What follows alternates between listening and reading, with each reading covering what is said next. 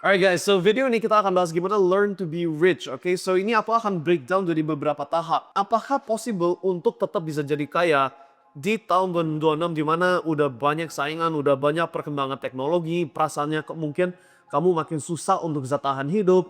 Di kondisi seperti itu, apakah masih memungkinkan untuk orang biasa atau orang yang level menengah bisa up level ke orang yang kaya? Nah, untuk menjawab pertanyaan ini video yang harus di breakdown dari beberapa tahap.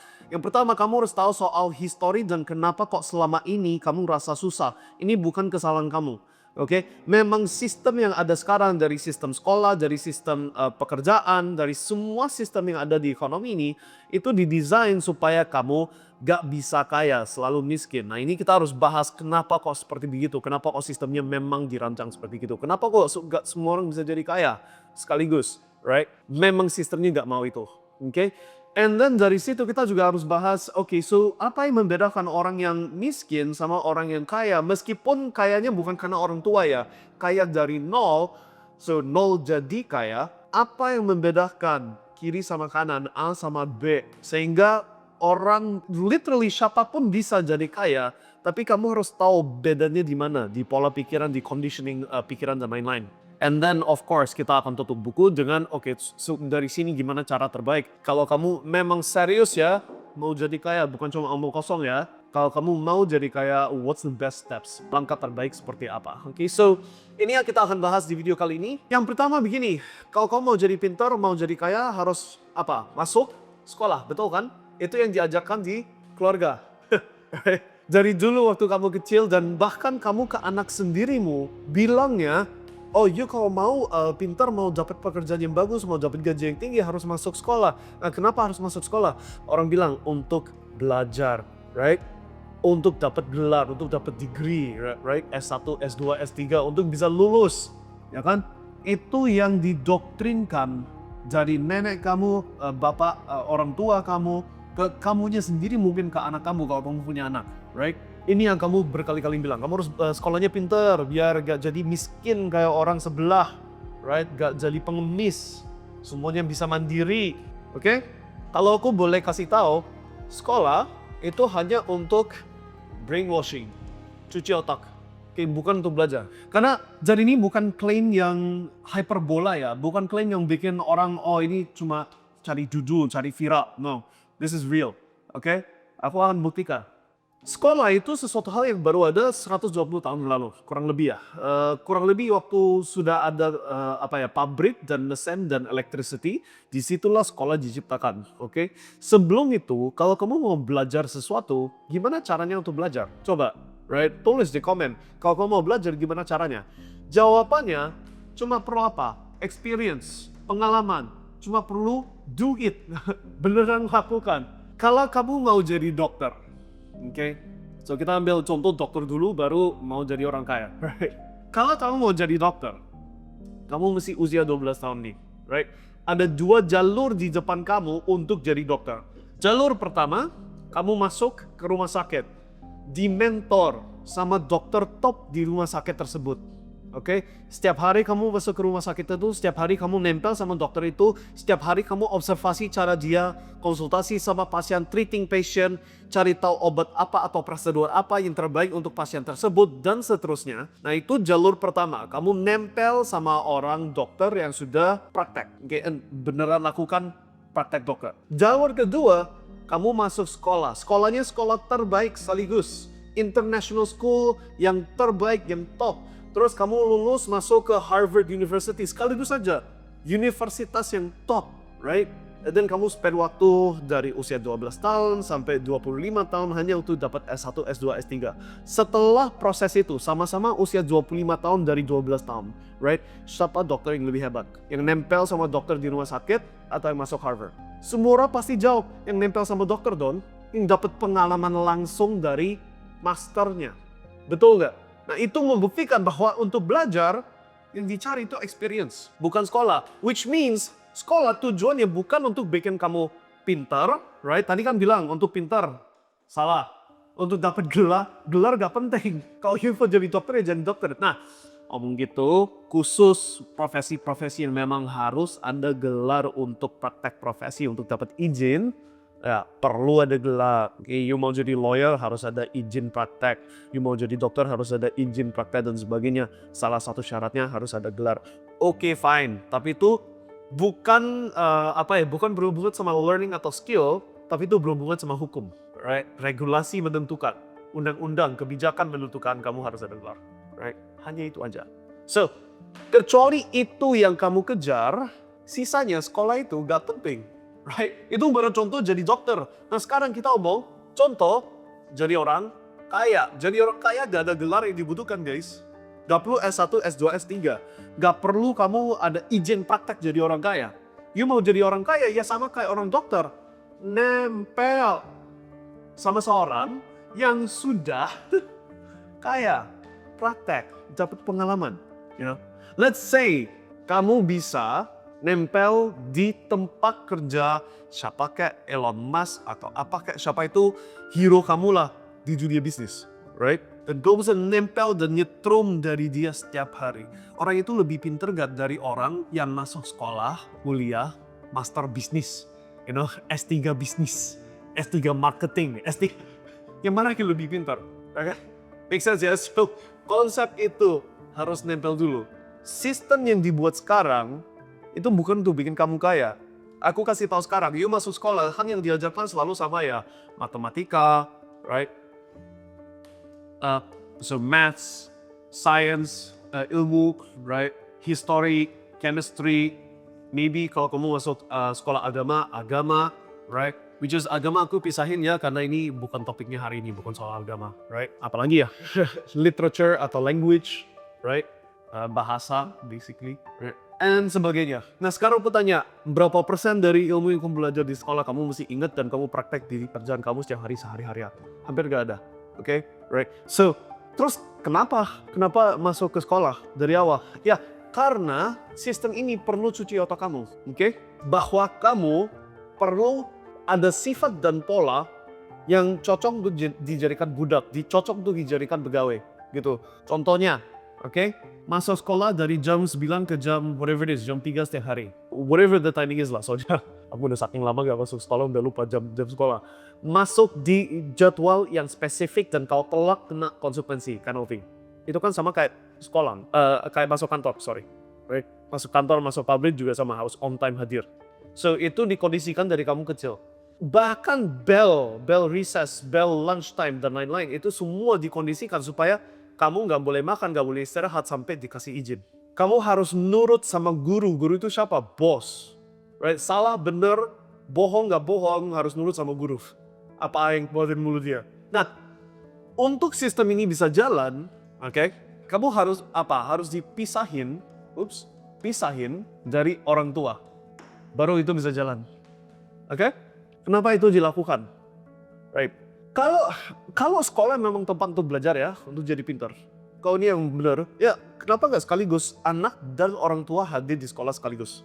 Barengan. Kenapa nggak? Nah orang pasti komen, coba aja komen. Right? Pasti di komen ada yang bilang, ya soalnya orang tuanya harus kerja, harus cari uang supaya haknya bisa masuk sekolah. Pasti gitu kan logikanya. Right? Tapi itu sebenarnya, it's not the real purpose, bukan purpose utama, tujuan utama. Tujuan utama untuk pisahin orang tua adalah ini. Bayangin kamu orang tua deh kalau kamu belum punya anak. Semua orang tua itu paling gak mau satu hal terjadi dalam hidupnya mereka. Apa itu? Gak mau sampai anaknya hilang. Betul kan? Orang tua itu kalau anaknya itu hilang top mana, langsung stres, langsung semua hal lain gak penting. Uang gak penting, bahkan kesehatan diri sendiri gak penting. Kalau aku dikasih pilihan, baik anakku mati atau aku mati, aku pasti pilih aku mati sebagai orang tua. Right? Segitu kuat emosi itu. Terus apa yang dilakukan di sekolah? Pisahin orang tua sama anak. Exactly yang gak diikat. Nah itu dibutuhkan supaya apa? Kalau anak sama orang tua itu barengan, kemana-mana barengan. And by the way ini mesti berhubungan sama topik learn to be rich ya. Ini kamu harus paham history dulu. Right? Kalau orang tua sama anak barengan, setiap kali dikasih doktrinasi dari sistem sekolah sini, right? Yang kita sebagai orang tua dan dewasa tahu realitas hidup itu udah kayak gitu. Nah, right? It's really not like that. Tapi kalau nempel, orang tuanya bisa langsung kasih tahu anak dan anaknya rasa, oh ya aku pasti percaya orang tua bukan guru, gitu loh. Tapi kalau dipisahkan, right? si anak ini yang dulunya rasa aman, secure, safety, right? Tahu-tahu rasa takut, nervous, anxious, gak secure, so insecure, dan cuma ada satu pilihan. Ya udah, guruku pengganti orang tua aku. Betul nggak? Semua sifat guru, semua pelajaran dari guru, pelajaran tanda kutip, semua doktrinasi dari guru, itu sekarang dari bener. Gitu loh, oke? Itulah tujuannya sekolah, untuk brainwash. Brainwash supaya kamu hadir on time, selalu ikuti instruksi dari sistem, baca buku dan hafal, bukan pikir kreatif ya, hafal supaya bisa isi ujian, right? Sedangkan di bisnis itu nggak perlu banyak hafal, apalagi sekarang ada AI dan lain-lain, right? Justru yang perlu dihafal itu nama orang, right? Itu relationships intinya, right? Relationships. Untuk jadi kaya, right? Hafalan itu bukan syarat utama. Yang butuh itu kreatif, right? Creativity, curiosity, penasaran, oke? Sama competitiveness. Oke, competitiveness. Kalau kamu mau tahu dari seorang, so ini aku di level puluhan ratusan miliar per tahun, oke? Di level ini, so ini aku gak bicara di level yang aku gak ada sekarang ini. So I'm not a trillionaire, bukan bilioner, bukan apa ya. Bilioner rupiah, yes. Bilioner dolar, no. Oke, di level saya, right, aku kasih tahu sekarang, yang bikin aku bisa sukses di level saya, oke? Penasaran, kompetitif. Dua ini jauh lebih penting dari yang lain, oke? Kalau kamu nggak penasaran, kamu nggak bisa analisa kenapa kok bisnis ini kurang rame atau lagi rame. Kok bisnis ini rame, kenapa rame, right?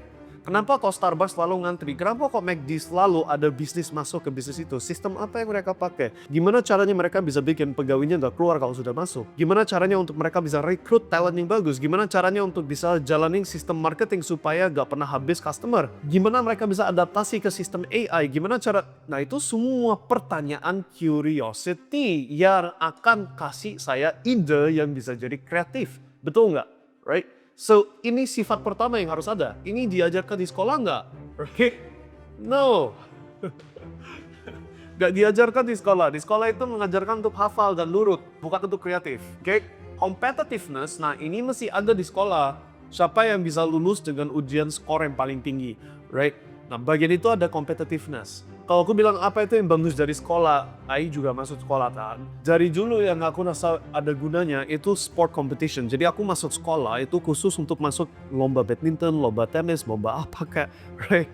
And aku ngejar menang. Even kalau aku melakukan exam, aku cuma melakukan exam hanya untuk dapat skor tinggi. Supaya aku bisa beat my friends gitu loh, right? Nah itu competitive spirit, right? Tapi ini terbatas kalau di sekolah. Di sekolah itu cuma ajarin atau doktrinasikan ya, mungkin bahasa yang lebih tepat. Doktrinasikan, kamu anak pintar atau anak goblok, right? Kalau kamu anak pintar, masuk jadi dokter, lawyer, akuntan, apa kayak, right? Engineer. Kalau kamu anak goblok, cuci piring, jadi waitress, jadi orang teknisi, teknisi bangunan, you know, sekolah teknis lah bahasanya, right? So, sekolah cuma untuk filter siapa yang stupid, siapa yang pinter versi sekolah. Sedangkan realitasnya, gak ada orang stupid pinter. Adanya cuma you mau do it atau enggak, you mau mengalami atau enggak, you mau jalanin atau enggak, selesai. Jumlah orang yang pegang duit banyak, yang IQ-nya rendah itu besar sekali tau, right? Dan bukan semua orang, ada banyak orang pinter yang jadi kaya juga, itu betul. Tapi ada juga orang yang goblok banget, tapi kaya. Like really stupid people. Tapi pegang duit banyak. So, itu membuktikan bahwa jadi kaya salah satu syarat yang bukan kamu pintar. Gitu loh. Bukan kamu pintar. Kalau aku boleh bilang, yang paling penting dua ini, creativity, competitiveness. Yang akan menjadi kreatif. Oke? Nah, itu yang membedakan orang kaya sama orang miskin. Soalnya dari situ, dari curiosity itu, dari penasaran itu, dari competitiveness itu untuk mau bisa bersaing dan gak perlu jadi the best number one, tapi cuma perlu the best version of you. Versi terbaiknya kamu. Itu yang dibutuhkan. So, I sadar banget, I'm not the richest person di dunia ini. Masih ada banyak. Vladimir Putin, keluarga Saudi. Itu baru somewhere di dekat richest person in the world. Even Elon Musk yang daftar nomor 1 di Forbes, dia di interview bilang dia bukan orang terkaya di dunia. Dia sangat yakin Vladimir Putin jauh lebih kaya dari dia sendiri. Gitu. Right. Tapi di Forbes dia daftar nomor 1. Oke? So kita gak perlu jadi the richest person atau the number one ya. Competitiveness-nya itu gak perlu number one, right? Yang dibutuhkan versi terbaik kamu. Oke? Cukup untuk mendapatkan hasil yang kamu inginkan. So, cukup untuk tembus goal. Oke? So, ini yang dibutuhkan. Nah, di kalimat ini kamu ada satu kata kunci, goal. Berarti goal kamu harus jelas. Betul nggak? Nah, ini you mau pakai bahasa apa ini untuk deskripsikan? You bisa deskripsikan, oh, goal itu sama dengan doa. Right? Ada yang kepercayaannya seperti itu. That's okay. Kalau kamu lihat kayak ada channel namanya School of Hard Knocks. Ini channel bahasa bule, anak ganteng bule ya. Dia tuh nyamperin orang bilioner, multimilioner, terus interview mereka apa itu, terus interviewnya sih keren sih. Cara dia interview bagus. Tapi rata-rata dia di dalam interviewnya pasti tanya, kamu percaya Tuhan gak? Dan hampir semua orang yang di interview terus tanya, kamu percaya Tuhan? Pasti jawab, ya, aku percaya Tuhan. No, kenapa kok kamu percaya Tuhan? Karena aku udah saksikan miracle-nya banyak. Apa yang aku minta dikasih, right? Beberapa orang yang dia interview itu jawabnya kurang lebih sama kayak gitu, right? Nah itu apa? Goal. Goal yang tujuan yang bukan cuma dipikirkan terus dilepas, tapi yang dikasih emosi segitu kuat sampai dunia ini gak ada pilihan lain kecuali untuk kasih apa yang kamu minta. Kamu harus sadar bahwa sebelum ada semua barang, sebelum ada tembok ini, sebelum ada TV ini, sebelum ada kamera yang lagi rekam video ini sekarang, sebelum barang itu diciptakan, masuk ke dunia fisik, dia itu mulai dari bibit pikiran dulu di imajinasinya seorang. Aku butuh sesuatu hal yang kayak papan tulis di sekolah, tapi versi digital yang lebih berguna daripada papan tulis. Mungkin contohnya seperti gitu. Atau aku perlu objek yang kalau aku pasang objek ini, tahan banting dari udara, tahan banting dari hujan, bla bla bla, dan rasa secure. Nah, itulah namanya tembok. Right? Sebelum apapun jadi barang fisik atau terrealisasi di dunia nyata ini, right? Pasti mulainya sebagai bibit pikiran. Oke? Right? Kalau kamu mau jadi kaya dan materialkan kekayaan itu harus mulai di bibit pikiran dulu. So itu harus pikirkan gimana caranya untuk pasang goal. So kalau kamu suka topik video ini dan kalau video ini ternyata rame, tolong komen, yes, tolong jelasin gimana cara goal setting. Karena kalau cukup banyak orang nonton, so by the way, artinya kamu juga bantu share ke teman-teman kamu supaya makin banyak orang kasih tahu, oh ya, mau bahas gimana cara set goal dan lain-lain. Kalau cukup banyak orang minta, oke, aku bahas gimana caranya untuk realisasikan goal yang di sini jadi sesuatu hal yang realitas. Ada tekniknya. Oke? Tapi tanpa kecuali, semua orang yang kaya fokus, oh aku ada tujuan, ada goal, aku ada target, didoakan, diemosikan, tuangkan emosi yang kuat lah. Terus hajar dengan patokan sukses yang sangat rinci. Kemudian sisanya itu curiosity, competitiveness. Ini kalau aku pakai bahasa Donald Trump, dia pernah bilang, right, di dalam interview, bukan interview sih, waktu itu dia lagi kasih speech motivasi. Dia itu kurang lebih ucapnya begini, yang gak boleh berubah adalah final goal kamu atau target kamu atau dream kamu. Yang harus berubah adalah jalur menuju goal tersebut. Oke? So, maksudnya itu gini, kamu mau jadi kaya, kamu belum tahu cara jadi kaya karena belum apa? Belum experience, belum praktek, belum cari mentor, belum cari guru yang bisa kamu nempel sama orang itu. Karena gak ada semua pengalaman dan arahan itu, maka jalur yang kamu pikir benar untuk jadi kaya, itu jalur yang kamu ciptakan di pola pikiran yang versi kamu hari ini. Which is kamu sudah kaya hari ini enggak? Enggak. Ya berarti kamu enggak ada pikiran untuk bisa jadi kaya. Ini kayak ibarat kata, oke, sekarang kamu pikirkan gimana cara bikin kamera. Yang lagi dipakai untuk rekam saya sekarang ini loh. Gimana cara bikin kamera? Karena kamu belum ada pengalaman bikin kamera, kamu cuma bisa sekedar bilang, oh ya ada lensa, ada badan, selesai. Right? Itu nggak cukup untuk bikin kamera. Harus sampai ke microchip apa, bahannya apa, plastik atau besi atau aluminium atau apa. Brand atau produsen atau manufacturernya apa. Nah itu baru pola pikiran yang lebih rinci, lebih detail, lebih spesifik, dan level yang lebih dekat ke aku bisa ciptakan kamera. Nah sama juga dengan kalau kamu mau jadi kaya. Saat ini kalau kamu jawab, gimana cara jadi kaya? Gampang, terima duit banyak. Right? Itu level pikiran yang level belum dekat sama sekali. Tapi ketika kamu sudah level yang lebih dekat, kamu udah nempel sama orang-orang yang udah jadi kaya, kamu bisa observasi, oh dia itu pikirannya itu super spesifik sampai ke oke, so kalau mau jadi kaya, kliennya itu berada di mana dan duitnya berada di mana, di marketplace apa, di industri apa, di sektor mana yang sedang berkembang atau booming dan lebih gampang untuk bisa tarik duit. Kemudian di situ kamu mulai cari, oke, terus mana ini kekurangan dari marketplace yang bisa kita isi atau masuk dan nambah nilai. Terus dari situ baru pikir, oke, untuk bisa eksekusi perlu apa saja, what's the product, dan produk ini harus bisa solving apa yang lebih bagus dari teman lain, dan value propositionnya apa, moodnya apa untuk bisa protect dari saingan yang mau copy paste, right? And then dari situ pikir ke, oke, gimana cara rekrut tim supaya bisa eksekusi di lapangan, gimana caranya untuk rekrut alat-alat dan materi dan software dan lain-lain untuk bisa eksekusi di lapangan, gimana caranya untuk delegasi, of course itu omongan yang super panjang ya. Tapi bisa pikir gak bahwa cara kamu jawab how to get rich di level sekarang akan beda dengan nanti. So itu yang dimaksud sama Donald Trump, right? Goal final kamu, right? Gak berubah-berubah. Aku mau jadi kaya misalkan, right? Kamu sekarang di sini. Jalur menuju goal siap ganti-ganti terus, right? Karena, tapi gantinya bukan random, bukan coba hari ini terus besok coba yang kedua, ide ketiga dan gak pernah jadi penguasa, right? Ganti itu berdasarkan apa? Berdasarkan feedback, oke? Feedback itu artinya, right? Kamu udah coba sesuatu, gimana cara aku bisa ukur hasil dari trial eksperimen tersebut, sehingga aku bisa petik pelajaran yang bisa bikin next cobaan saya, next eksperimen saya, jadi makin tajam, makin bagus, so gimana cara constantly coba, feedback, revisi, dapat pelajaran, revise dan improve, coba lagi. Itu diulangi terus sampai jadi sampai mati. Oke? Nah, yang aku sharing semua itu apa itu yang membedakan orang yang sudah kaya dengan orang yang belum kaya, si pola pikirannya. Right? It's all pola pikiran. Nah sekarang practical steps apa yang bisa kamu lakukan, right? Di sini kamu ada 2 jalur. Sebenarnya lebih banyak sih, tapi kalau kita ngomong, oke, kurang lebih apa sih jalurnya? Jalur pertama, coba sendiri. Oke. Zaman sekarang kita sudah ada di fase yang mana sudah ada AI, sudah ada ChatGPT, sudah ada Gemini, sudah ada YouTube. So, ada AI, ada library informasi. Library informasi itu gak ada kekurangan informasi yang bisa kamu dapat. Right? Kamu butuh tahu apa saja. Kayak kemarin aku ada saudara yang masuk rumah sakit.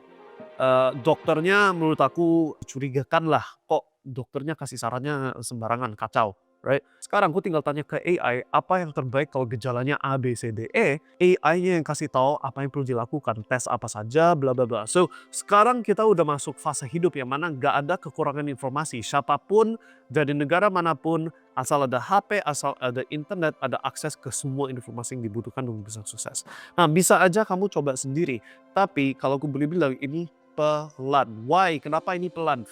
Karena kamu dapat hasil apa dari YouTube, dari Google, dari Gemini, dari Grok, dari ChatGPT dan sebagainya, semua alat-alat ini itu tergantung dengan input pertanyaan kamu seberapa berkualitas, gitu loh. Kayak contoh, sebelum aku rekam video ini, aku lagi bikin email sequence. Ini dibutuhkan salah satu hal yang dibutuhkan untuk digital marketing. Right? Ini satu hal yang kita juga ajarin ke orang-orang. Right? Daripada aku mikirin cara copywriting email sendiri, aku tinggal nyuruh ke AI untuk ciptakan copywriting email. Tapi cara saya instruksikan bukan sekedar bikin saya email, selesai. Emailnya isinya apa? Tujuannya buat apa? Tekniknya, teknik apa untuk bisa influence orang dari cuma calon mau beli jadi orang yang beneran beli dan sebagainya, right? Kalau aku pakai alat AI, itu pertanyaannya dan input instruksi saya itu tajam sekali sehingga outputnya juga tajam gitu loh. Nah itu baru cepat. Tapi kalau kamu jalan sendiri, ini kembali lagi ke gimana cara jadi kaya. Kamu kalau mesti di level bawah, jawabannya itu sekedar ya gampang, cari duit banyak. Terus kamu tanya ke AI gimana cara jadi kaya? Hasil kamu gak akan tajam. Nah, lama-lama setelah banyak experience, yes, kamu bisa sukses. Tapi ini bisa duluan habis banyak banget waktu. Dalam waktu itu teknologi sudah berubah, kondisi market sudah berubah, customer dan sifat customer sudah berubah. Jauh lebih cepat pakai jalur kedua, yaitu nempel, mentor, right? Mentor. Sama kayak kamu mau jadi dokter, jauh lebih cepat kalau kamu masuk ke rumah sakit nomor 1 di dunia dan nempel sama dokter nomor 1 di dunia, right? Kamu akan jadi dokter yang jauh lebih cepat, jauh lebih jago dari saingan kamu. Right? Sama juga, you mau jadi sukses, nempel ke mentor. Mentor yang sudah ada hasil yang kamu inginkan, yang dia sendiri praktek, tapi bukan cuma itu toh, yang kamu dikasih kesempatan dan peluang untuk observasi, nanya, dan kamu juga bisa praktek sambil dapat arahan dari coach atau mentor tersebut. Oke? Baru kamu bisa cepat jadi kaya. Oke? So, semua ini mudah-mudahan masuk ke otak kalian. Sekali lagi, kalau kamu mau tahu gimana cara set goals dan lain-lain, kasih komen di grup ini dan share video ini biar banyak orang bisa juga kasih komen. Minta, oke, ajarin cara bikin goals. Nanti aku bikin video yang jelasin gimana cara bikin goals. Supaya goal ini tercapai. Tapi sementara itu, waktu tetap berjalan ya guys. Kamu udah pilihan, jalur pelan atau jalur cepat. Jalur yang lebih cepat menurut saya yang lebih advantageous. Oke? Ini mungkin sudah jadi meme ya di Indonesia. Investasi nomor 1 itu leher ke atas. Right? Udah banyak orang ucap itu. And I totally agree. Karena itu satu-satunya investasi yang akan bikin kamu jauh lebih cepat mencapai goals kamu. Oke? So, sementara mungkin di situ dulu ya. Ini udah video yang cukup panjang. Mudah-mudahan apa yang udah disampaikan itu jadi bahan pikiran yang bisa bikin kamu makin sukses 2026, 2027, 2028. Karena ini sambung dengan topik sebelumnya kita yang udah bahasin. Kamu cuma ada waktu 900 hari, kurang dari itu untuk jadi kaya. Kalau gak bisa kaya sebelum itu, udah duluan diganti sama AI. Oke, so mudah-mudahan ini jadi series yang bantu kalian bisa sukses, dapat goals kamu lebih cepat. And see you in the next video. Sukses selalu ya, and semoga bisa cepat dapat jalur sukses kamu. Okay, see you guys.